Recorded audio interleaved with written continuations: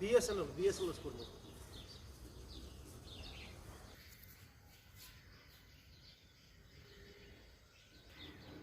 İçi suçuk BSNL suçuk कैसे चलाएं साला देगा साथ में क्या मैं क्या करूं ये तो आपको ये वीडियो तो रहती है यही शॉट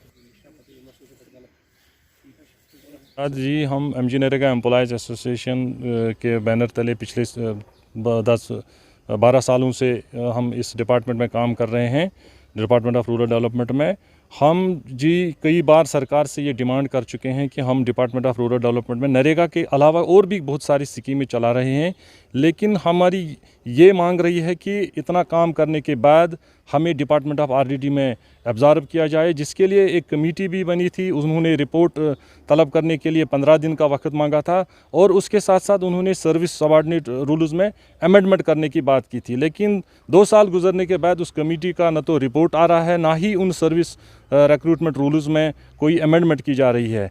हम इस बात को लेकर कई बार धरने पर बैठे, एहतजाज किया, प्रोटेस्ट किए, लेकिन सरकार इस बात से बिल्कुल टस से मस नहीं हो रही है। वो इस मामले को सीरियस नहीं ले रही है और जो पिछले 16 तारीख से अगस्त से जो पेन डाउन प्रोटेस्ट चल रहा है, वो इसी नतीजे में चल रहा है कि मुलाजमीन के साथ बार बार मतलब अश्योर किया जाता है, हालो अश्योरेंसेस की जाती है, लेकिन कंक्रीट में अभी तक कुछ काम नहीं किया गया है।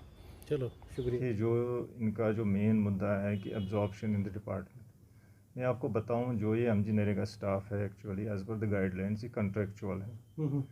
इट इज़ एज़ पर जब तक स्कीम चल रही है या जब तक चल रहा है MG नरेगा एक्ट, तब तक इनमें ऑन कॉन्ट्रेक्चुअल बेसिस इनको काम करना है। अब ये डिपेंड करता है अब द गवर्नमेंट कि वो क्या डिसीजन लेंगे इस बारे में। तो यहाँ पे हम ये इस बारे में कुछ नहीं कह सकते। तो it is up to the government to take a call on this. तो इनकी जो डिमांड है, मेरा यही है कि मेरा मानना है कि ये जो काम कर रहे हैं 2008 से काम कर रहे हैं, तो तब से आज तक इनकी जो सैलरी जो है टाइम टू टाइम इसमें से इंक्रीज़ हो गया एक बार, तो मगर इस टाइम जो है सैलरी इनकी बहुत कम जो है इन व्यू ऑफ द जो हम देखेंगे मार्केट में कैसी पोजीशन चल रही है होल सेल प्राइस इंडेक्स के हिसाब से। तो लास्ट 2 साल पहले मैंने भी रिकमेंड किया था कि इनकी जो रिन्यूमरेशन है वो इंक्रीज़ हो जाए। तो बाकी जो इनका जो बाकी मांगे हैं जिसमें ये एब्जॉर्प्शन का भी है, that is up to the government, it's a policy decision, उसमें वही कॉल लेगी। एक कमेटी बनी थी उसमें से डायरेक्टर जुमो भी उसमें मेंबर थे, मैं भी था मेंबर, और उसमें से हमने एक बार हम मिले थे उसमें, मगर उसके पेशरफ्त उसके बाद और कोई कार्रवाई उसमें नहीं हो गई। तो फर्दर डायरेक्शंस उसमें भी नहीं आ गई, क्योंकि जो कमेटी में ऑर्गेनाइज़ करना है, मीटिंग करनी है उस वक्त तो हमको और इतला नहीं दी गई उस बारे में कि उसमें और क्या पेशरफ्त करनी है। नहीं वो मैं यहाँ मुझे पता नहीं है उस डिले क्या था, क्या वजह था। तो मगर कमेटी बनी थी, मुझे पता है कमेटी बनी थी उसमें एग्जामिन करने के लिए। तो मेरा यही पॉइंट ऑफ व्यू था कि उसमें हम रिकमेंड कुछ नहीं कर सकेंगे अपनी लेवल पे, क्योंकि ये पॉलिसी डिसीजन है। It is up to the government to take a call on this. मेरा यही था, उसमें भी यही पॉइंट मेरा था कि उसमें फ़िलहाल हम इनके वेजेस इंक्रीज़ करें।